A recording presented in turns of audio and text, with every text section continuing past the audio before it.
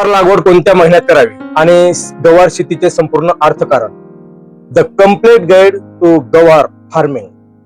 नमस्कार मित्रांनो, आजकाल आपण पाहतोय की हवामानाचा काही भरोसा राहिलेला नाही. कधी अचानक पाऊस येतो तर कधी कडक ऊन पडते.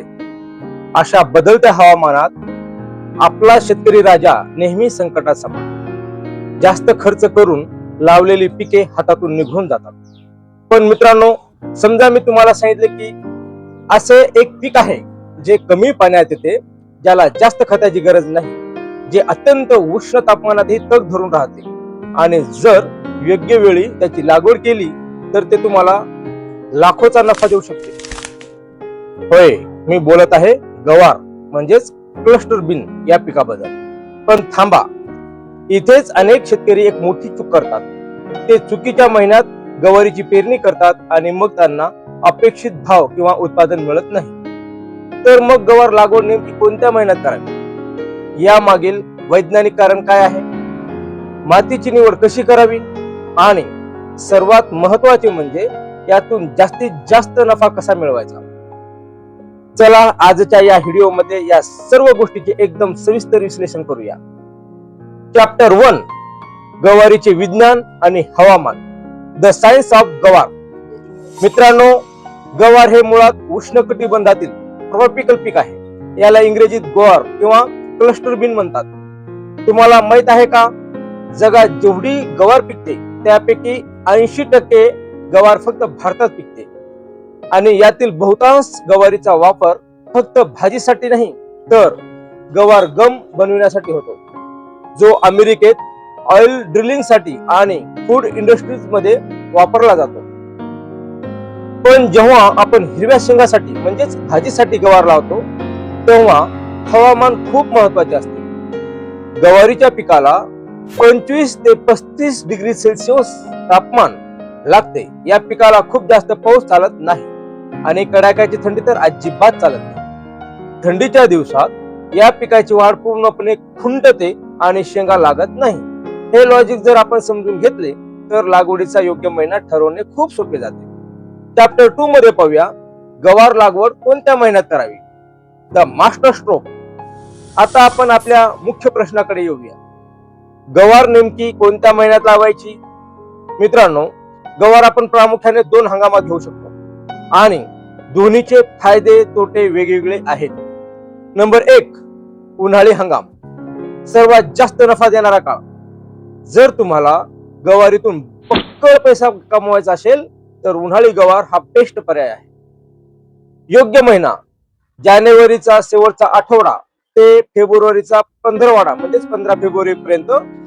याचे कारण काय, जर तुम्ही जानेवारी फेब्रुवारी मध्ये लागवड केली तर साधारण 1.5-2 महिन्याने म्हणजे मार्च एप्रिल मध्ये तुमचे गवार बाजारात येईल. या काळात बाजारात पालेभाज्या आणि इतर भाज्याची आवक खूप कमी असते. त्यामुळे गवारीला बाजारात 50 ते 80 रुपये प्रति किलो किंवा त्याहूनही जास्त भाव मिळतो.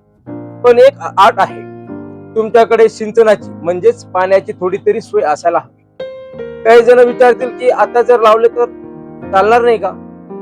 तर उत्तर आहे हो, चालेल, पण उत्पन्न कमी होऊ शकतं. पण रेट जास्तीचे मिळण्याचे चान्सेस नाकारता येत नाही, त्यामुळे फायद्याचे ठरते. पाणी असेल तर हे प्रयोग करायला काही हरकत नाही. नंबर 2, खरीप किंवा पावसाळी हंगाम, कमी खर्चाचा काळ. योग्य महिना कोणता राहील तर जूनचा 15वाडा ते जुलैचा पहिला आठवडा, पावसाला सुरुवात झाल्यावर. याचे कारण काय, या काळात गवारीला नैसर्गिक पावसाचे पाणी मिळते, त्यामुळे सिंचनाचा खर्च वाचतो. पण या हंगामात बाजारात भरपूर गवार येते, त्यामुळे मार्केट रेट थोडे कमी मिळू शकते. तुम्ही म्हणाल मग हिवाळ्यात म्हणजेच ऑक्टोबर नोव्हेंबर या महिन्यात जर गवार लावली तर काय होईल? मित्रांनो, हिवाळ्यात कडाक्याची थंडी आणि म्हणजेच फॉग पडते. गवार हे उष्णतेवर प्रेम करणारे पीक आहे. थंडीमुळे पाने पिवळी पडतात, वाढ थांबते आणि उत्पादनात 50% पेक्षा जास्त घट येते. त्यामुळे हिवाळ्यातील लागवड टाळलेलीच बरी. आता पाहूया चॅप्टर 3, जमिनीची निवड आणि सर्वोत्तम वाण, सीड्स अँड सॉइल. आता महिना तर ठरला, पण गवार कोणत्याही जमिनीत लावून चालत नाही. जमीन कशी असावी? पाण्याचा उत्तम निचरा होणारी, हलकी ते मध्यम स्वरूपाची जमीन याला मानवते. खूप जास्त काळेभोर आणि पाणी धरून ठेवणारी जमीन गवारीसाठी धोकादायक ठरू शकते. कारण पाणी साचले तर गवारीच्या मुळांना बुरशी लागते, ज्याला आपण रूट रॉट म्हणतो. त्याच्यानंतर पाहूया वाण म्हणजेच व्हरायटीज. मित्रांनो, चांगल्या उत्पादनासाठी चांगले बियाणे निवडणे हा यशाचा पाया आहे. बाजारात अनेक वाण उपलब्ध आहेत, पण काही प्रसिद्ध आणि हमखास उत्पन्न देणारे वाण म्हणजे नंबर 1 पूषा नवबहार. हे वाण उन्हाळी आणि पावसाळी दोन्ही हंगामात उत्तम येते. शेंगा लांब आणि चमकदार असतात. दुसरी व्हरायटी पूषा सदाबहार आणि तिसरी व्हरायटी नीलम. प्रति एकर साधारणपणे 4 ते 5 किलो बियाणे लागते. आणि लक्षात ठेवा, पेरणी करण्यापूर्वी बियाण्याला रायझोबियम चोळायला विसरू नका. यामुळे पिकाची हवेतील नत्र शोषून घेण्याची क्षमता वाढते आणि खताचा खर्च कमी होतो. चॅप्टर 4 मध्ये पाहूया रोगराई नियंत्रण आणि पाणी व्यवस्थापन. Disease and water management. गवारीला पाणी किती द्यायचे? गवार हे अत्यंत कठोर म्हणजे हार्डी पीक आहे. उन्हाळ्यात 5 ते 7 दिवसाच्या अंतराने पाणी द्यावे. जर तुम्ही ठिबक सिंचन म्हणजेच ड्रिप इरिगेशन वापरले तर ते सोन्याहून पिवळे.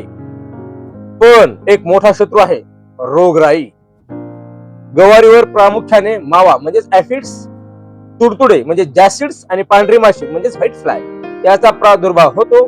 या रस शोषणाऱ्या किडी आहेत.